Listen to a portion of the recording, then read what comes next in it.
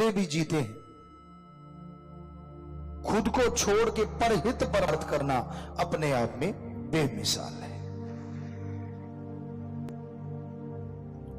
और ये परहित परमार्थ जितना इंसान कर सकता है, इतना कोई दूसरा सोच भी नहीं सकता।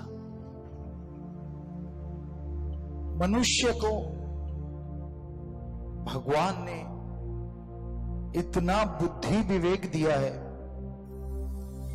कि यह सोच समझ के पूरी सृष्टि का भला कर सकता है। दूसरों के पास इतनी बुद्धि, इतना दिमाग होता ही नहीं। पूरी सृष्टि की रचना 5 तत्व से हुई है। पृथ्वी, पानी, अग्नि, वायु और आकाश। ये पांचों तत्व भगवान ने पहले बनाए और फिर इनसे पूरी सृष्टि की रचना की। जिस तरह पेड़ पौधे हैं, इनमें तत्व तो एक ही है, मुख्य तत्व पानी है, लेकिन ये तत्व अपने आप में बड़ा महत्वपूर्ण है। इंसानी शरीर भी 70 से कोई 75% कहता है, कोई 90%, तो पानी ही है। लेकिन पेड़ पौधे जिनका मुख्य तत्व पानी है, वो पानी लेके इंसान को वो देते हैं जो देखें तो अनमोल है, वो ऑक्सीजन, वो प्रदूषण रहित वातावरण। इसके बाद कीड़े मकोड़े हैं जिनमें हवा और आग होती है। रेगिस्तान में हमने ऐसे ऐसे कीड़े रेंगते देखे हैं, आपने भी देखे होंगे किसी न किसी ने। वहां पानी नहीं होता, लेकिन हवा होती है और आग होता है, वो नेचुरली वहां ज्यादा होता है, तो इसलिए उनको ज्यादा जरूरत ही नहीं पड़ती पानी की, वो उसी के सहारे जिंदगी जीते हैं। पक्षी हैं, इनमें पानी, आग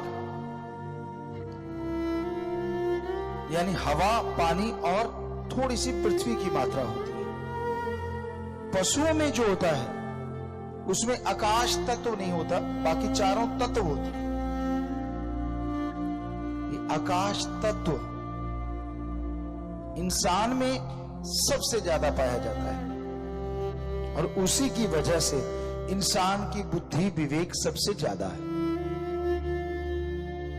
इंसान से शक्तिशाली तो बहुत सारे जानवर हैं, कोई भी ले लिए, सांड है, झूठा है, घोड़ा है, ऊंट है, बैल है, जिराफ है, शेर है, चीता है, सब इंसान से ताकतवर है। बॉडीली देखें तो सब पावरफुल है, लेकिन आकाश तत्व उनमें इतना नहीं है, बुद्धि विवेक नहीं, तो आदमी उनको अपनी उंगलियों पे नचाता है। यह आदमी की बुद्धि की वजह से है। पर इस बुद्धि विवेक से जब इंसान काम नहीं लेता और बुरे कर्म करने लगता है, तो कहते विनाश काले विपरीत बुद्धि, कि जब इंसान का बुरा समय आता है तो उसकी बुद्धि विवेक उसका साथ छोड़ते हैं और वो मन के मते चलता हुआ अपने पांव पे कुल्हाड़ा मारता रहता है। इस बुद्धि विवेक से इंसान को अच्छे कर्म करने चाहिए, लंबा सोचना चाहिए, छोटा नहीं। और जो इस बुद्धि विवेक से लंबा सोचते हैं, दूसरा, बोलने से पहले तोलो कि आप जो बोलने जा रहे हो वो क्या है। गुस्सा ना करो। क्रोध आज के दौर में हावी है, हर किसी को क्रोध आता है। हाँ, संतों का क्रोध दाती है, अगर उसे दात के रूप में ले ले, और दुनियादारी का क्रोध घाती है, चाहे उसे प्यार के रूप में ले ले। तो क्रोध जब इंसान को आता है तो वो सब कुछ भूल जाता है, बस उसके लिए विनाश विनाश और सिर्फ विनाश। करता दूसरों का है, होता खुद का है। जितना समय दूसरों को दबाने में, दूसरों का विनाश करने में लगाते हो, काश उससे आधा समय दूसरों का भला करने में लगा दो। हम आपको गारंटी देते हैं आपका भला परमात्मा जरूर करेगा। कितनी तिकड़मबाजी लड़ाते हो ना आप, कितनी स्कीम लड़ाते हो, क्या क्या प्लानिंग बनाते हो दूसरों को नीचा दिखाने के लिए। काश आधी स्कीम बना लो दूसरों को ऊपर उठाने के लिए कि भाई वो बड़े हो जाएं, अच्छे हो जाएं, नेक हो जाएं। हम गारंटी देते हैं ईश्वर उस नेक का आपको फल जरूर देंगे और आपका नाम रोशन जरूर होगा।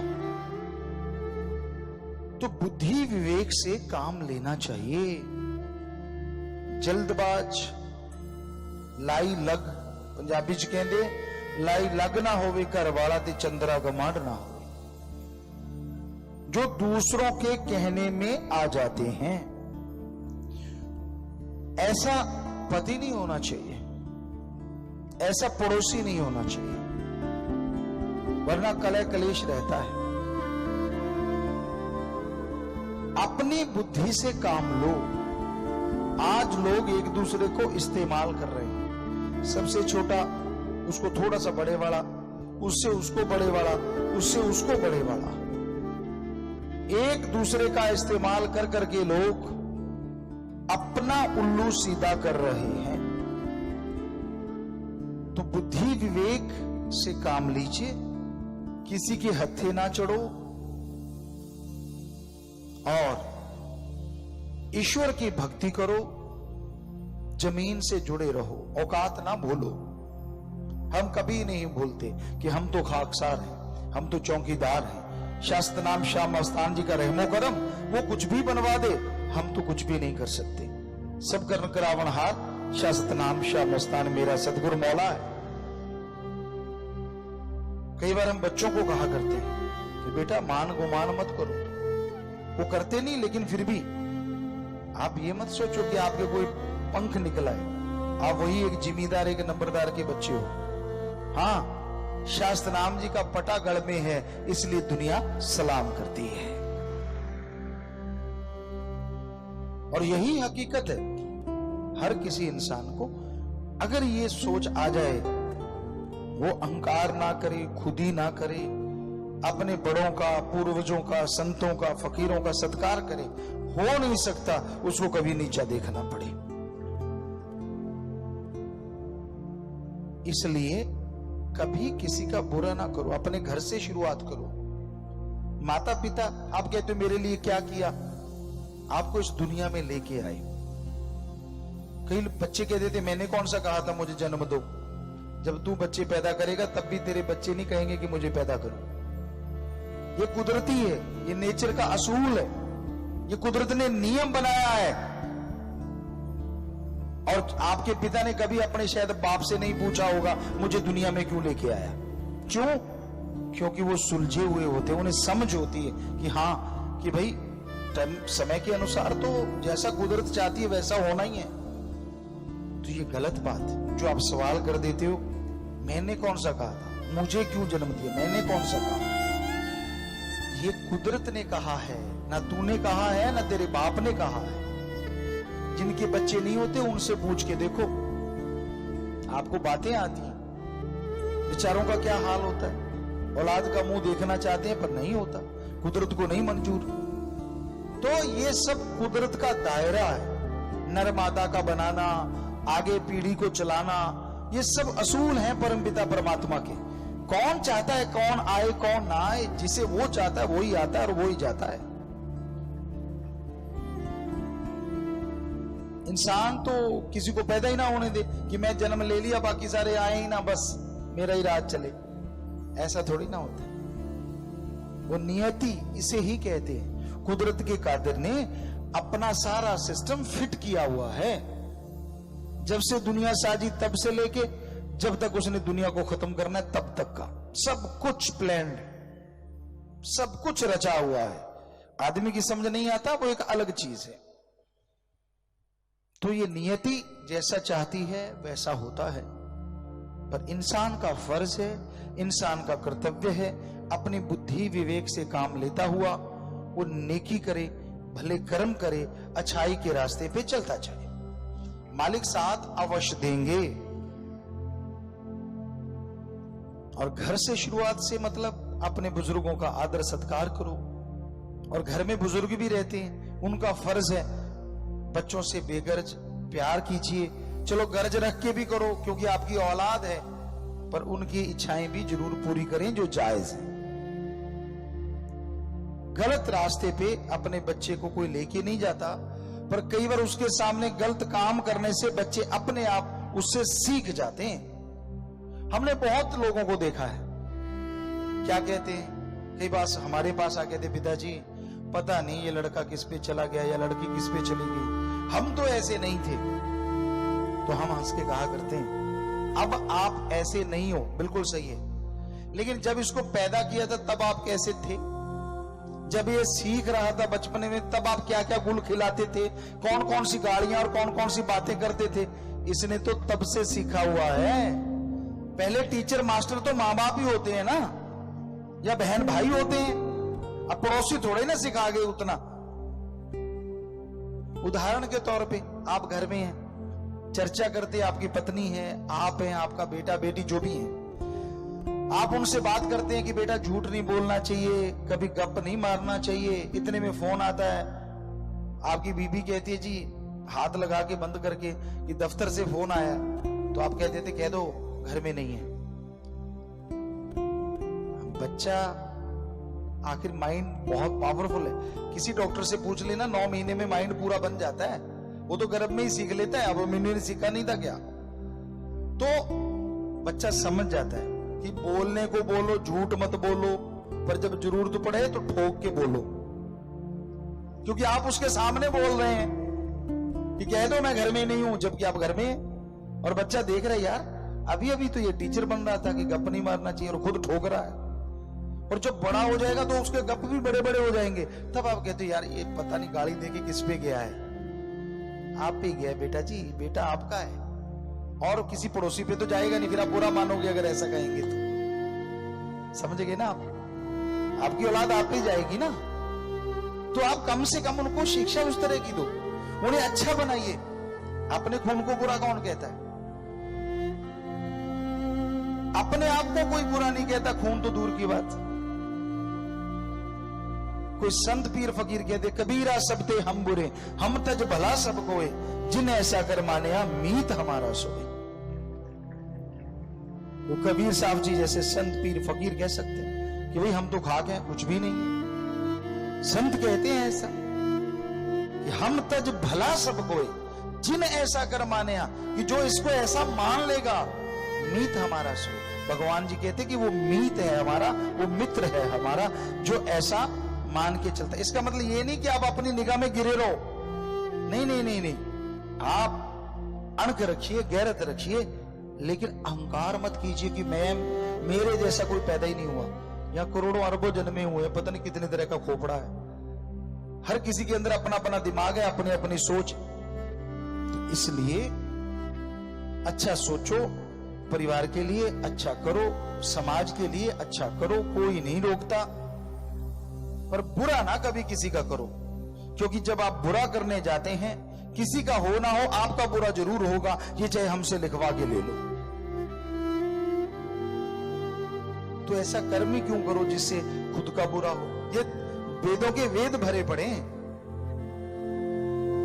कि बुरा कर्म कभी करना नहीं चाहिए, बुरे का फल देना ही पड़ता है। श्री राम जी, श्री कृष्ण जी भगवान हुए, उनको युग बदलना था, और युग बदलने के लिए उन्होंने कई तरह की ऐसी चीजें की जो आज अगर आदमी की निगाह में देखें तो वो सही नहीं लगती। अब श्री कृष्ण जी थे, क्यों दुर्योधन को मरवाया? क्या दुश्मनी थी भाई उनकी उनसे? कोई दुश्मनी नहीं थी। फिर भी उन्होंने बताया पहले तो ये कि उनको पूरा नंगा नहीं होने दिया दुर्योधन को, ताकि वो कच्चा रहे एरिया, मां के सामने ऐसे जाएगा, और फिर भीम को कह के उसकी वही जगह तोड़वाई। यहां गदा युद्ध में फाउल कह लें या मना होता है या कोई मारता ही नहीं था, तो उसी जगह मार के उसको मरवाया। दुनिया की निगाह में देखे तो गलत है, लेकिन अगर वो ईश्वर की निगाह से देखें तो अगर वो ना मरता तो सारे समाज में वो हाल होता जो कहने सुनने से परे, राक्षसों की जरूरत ना पड़ती, आदमी राक्षस बन जाते। इसलिए युग परिवर्तन करना था, तो उनको भी ऐसे कर्म करने पड़े और लास्ट में उन्होंने अपने ऊपर लिया ताकि आदमी समझे। बद्दुआ ली गंधारी से और अपनी पूरी कुल को खुद खत्म किया, आपस में लड़के खत्म हुए, अपनी औलादों को भी उन्होंने खत्म कर दिया। क्यों? क्योंकि ईश्वर की नियति थी कि समाज को बदलना है। तो ये नियति जो होती है ना, ये बड़ी बलवान होती है। आदमी कितना भी जोर लगाए ये बदलती नहीं। हां, ईश्वर का नाम जपे, अपने पीर फकीर के 100% यकीन करे, जो वो करता है सही करता था, सही करता है और सही करता रहेगा। तो इंसान को ना तो कभी गम आए, ना टेंशन आए, ना कोई परेशानी आए। पर ऐसा होना कोई आसान बात थोड़ी ना।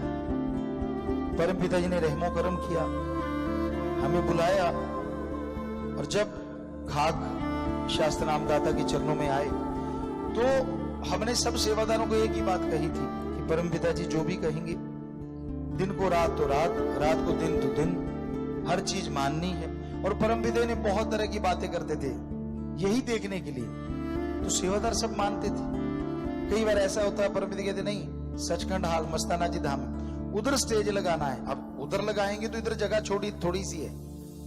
नेचुरली होता था कि इधर मकान थे और उधर को मुंह करके, जिधर टूंटियों वाला जोड़ा गेट कहते, उधर को मुंह करके स्टेज लगे तो संगत ज्यादा बैठती थी।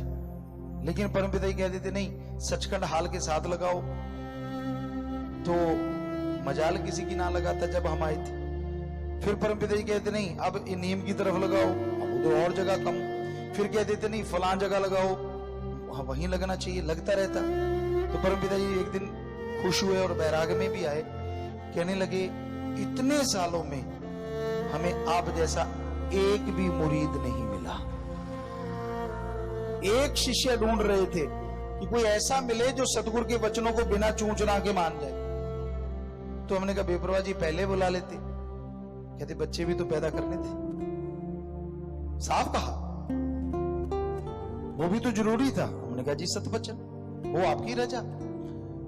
तो एक बात पे बात ख्याल में आई, मुरीद और गुरु का रिश्ता क्या होता है।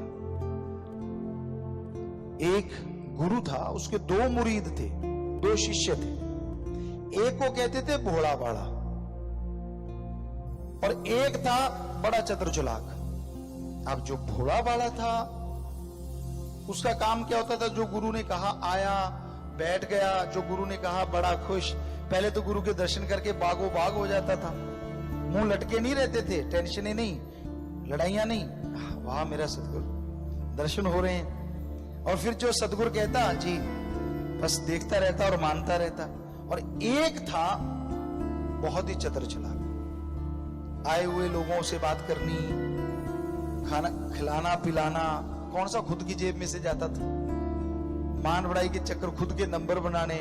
सारे कहते यार ये शिष्य कमाल का, बस ठीक है मैं करता हूं जी जितना हो सकता है। तो सारे उसी को मानते थे, उसको बेचारे को कोई जानता ही नहीं था कि वो शिष्य है। सारे हाँ उसको वैसे कर देते थे कि भाई ये भी भक्त है, यहाँ रहता है। एक दिन आया, गुरुजी कहने लगे भाई अब मैंने चोला बदलना है, इस दुनिया से जाना आना लगा रहता है, मैं तो जाऊंगा। तो सारे शोर मचाने लगे नहीं नहीं नहीं, नहीं। कहते चलो कोई बात नहीं, बातें करेंगे। कुछ दिन गुजरे तो साथ संगत बैठी थी, गुरुजी कहने लगे भाई ऊंट लेके आओ। ऊंट ले आए। कहते लकड़ की सीढ़ियां ले आओ। लकड़ की सीढ़ियां ले आए। कहने लगे भाई वो 1 मंजिला मकान है। कहते हाँ जी। कहते सीढ़ी लगाओ, ऊंट को ऊपर चढ़ा दो। दोनों शिष्यों को खड़ा कर लिया कि भाई आप करो काम ये, और खुद गुरुजी चले गए। अब जो चतुर चालाक था, साथ संगत हंसने लगी तो वो भी हंसने लगा। लेकिन जो भोला भाला था वो चुपचाप ऊंट के पास गया, उसको पकड़ा। अब आप सब जानते हो सीढ़ियों पे तो जो नहीं चढ़ा वो नहीं चढ़ता, लकड़ वाली पे तो वो डंडे से लगे होते हैं, लोग देख देख के चढ़ते हैं कहीं पैर ही ना निकल जाए। अब ऊंट कैसे चढ़ेगा उसके ऊपर? वो पकड़ के ऊपर से रस्सी उसके नाक पे जो थी ऊपर खींच रहा है, ऊंट उसको खींच रहा है, वो उसको खींच रहा है, पसीनो पसीन बुरा हाल। और जो चतुर चला के शिष्य वो साथ संगत के साथ बैठ के हंस रहे हैं, मजाक कर रहे हैं। यार साथ संगत में कोई बोला यार ऐसा लगता है गुरुजी का दिमाग फिर गया, तो चतुर चला के था हाँ और क्या कमी है अभी, मतलब उसको लगा मुझे गुरुगद्दी मिलेगी। क्या लगा देखो आपके सामने जी, कभी लकड़ी की सीढ़ियां जो डंडे लगे होते उनके द्वारा ऊंट ऊपर चढ़ेगा, वो तो बड़ी सीढ़ियों से ना चढ़े तो, लेकिन उसको कोई लेना देना नहीं। जो घोड़े वाला वो खींच रहा है, ऊंट उसको गिरा रहा है, वो खींच रहा है फिर गिरा रहा है, दड़ादड़ चल रहा है काम। और इधर जो चतुर चलाक है वो साथ संगत की सहमति इकट्ठी कर रहा है, सारा खुश है भी हाँ भाई ये तो गुरुजी का दिमाग में फर्क पड़ गया, बड़ा हंस रहा खुश हो रहा है। तो शाम का समय हो गया, अंधेरा होने लगा हल्का हल्का, गुरुजी बाहर आए, साथ संगत बैठी, हंस रहे हैं सारे लोग, वो शिष्य भी हंस रहा है। तो गुरुजी कहने लगे भाई क्यों हंस रहे हो? कहते गुरुजी वो देखो पागल। कहते हैं हाँ भाई, ऐसे हंसे गुरु भी, तो सारे हंसने लगे, देखो देखो देखो वो देखो सीढ़ियों पे जी कैसे होगा, आप भी कमाल करते हो गुरुजी। एक उठ के कहने लगा, कहने लगे आप हमें गुरु कहते हो? कहते हाँ। गुरु का मतलब जानते हो? कहते जी, जो ज्ञान देता है, मतलब ज्ञान देता है तो वो खुद ज्ञान का भंडार है। कहते जी, तो क्या हम मूर्ख हैं, हमें नहीं पता कि लकड़ी वाली सीढ़ियों से ऊंट ऊपर कैसे जाएगा? सारे सन्नाटा छा गया, चुप, सारे बोलती बंद हो गई। गुरुजी मुस्कुरा के कहने लगे हमें भी पता है कि इन सीढ़ियों से ऊंट ऊपर नहीं चढ़ेगा, पर हम देख रहे थे हमारे वचनों पे 100% अमल कौन करता है, यही तो देखना था। आसान आसान चीजें तो सारे कर लेते हैं, यही तो देखना था। तो उसको गुरुगद्दी देते हैं हम। गुरु ने उस भोले भाले को गुरुगद्दी दी, कहने लगे वो है पूर्ण इस गुरुगद्दी के लायक। तो रूहानियत में, सूफियत में गुरु और शिष्य की यही मर्यादा है, यही परिभाषा है, और कोई लेना देना नहीं है। वो क्या कहता है क्या नहीं कहता, कैसे बोलता है क्या नहीं, कुछ मतलब नहीं। क्योंकि गुरु कभी अपना कार्य नहीं करवाता, ये सच्चा गुरु होता। गुरु अपने लिए पैसा नहीं लगाता, ये सच्चा है। गुरु कभी ऐसे मांगता नहीं, वो भी सच है। गुरु तो सबका भला करता है, सबका भला मांगता, भले के लिए प्रेरणा देता है। और जो बिना चूंच के मान लेते हैं वो पता नहीं कितनी खुशियां हासिल कर लेते हैं, और जो क्यों किंतु परंतु में उलझे रहते हैं वो दिनों दिन दूर होते चले जाते हैं। तो भाई गुरु आप हमें कहते हैं, तो बस आपसे यही गुजारिश है, 124 मानवता भलाई के कार्य आपको सौंपे हुए हैं। आप जरूर अपनी जिंदगी के बारे में देखा करो, क्या आप उन कार्यों को वाकई साल में 2-2 बार या 1-1 बार करते हो? क्या नहीं करते तो जरूर करा करो। यही हमारे लिए आपकी तरफ से तोहफा जो आप हमें देना चाहते हैं, बस। और हमें कोई तोहफा नहीं चाहिए, कि आपको जो मानवता भलाई के कार्य बताए हैं उनको कम से कम साल में 1 या 2 बार तो जरूर किया करो। बाकी आप कैसे शिष्य हैं ये शास्त्र नाम शाह मस्तान जी दाता जानता है, लेकिन उसकी जो परिभाषा है वो हमें बताना जरूरी है। हम गुरु हैं, एक फकीर हैं, कि उसकी परिभाषा क्या है। अंधविश्वास नहीं होता, इसे कहते दृढ़ विश्वास। अंधविश्वास तो होता है कि कुछ देखा नहीं, करा नहीं और आंखें मूंद के लग गए। जब फकीर आपसे कुछ लेता नहीं, फकीर आपसे कुछ मांगता नहीं, फकीर आपका धर्म नहीं बदलता, फकीर नोट बोर्ड के चक्कर में आपको उलझाता नहीं, तो फिर आप क्यों नहीं उस गुरु को पूरा गुरु मान के 100% अमल करते? करोगे तो टेंशन फ्री हो जाओगे, दोनों जहान से झोलियां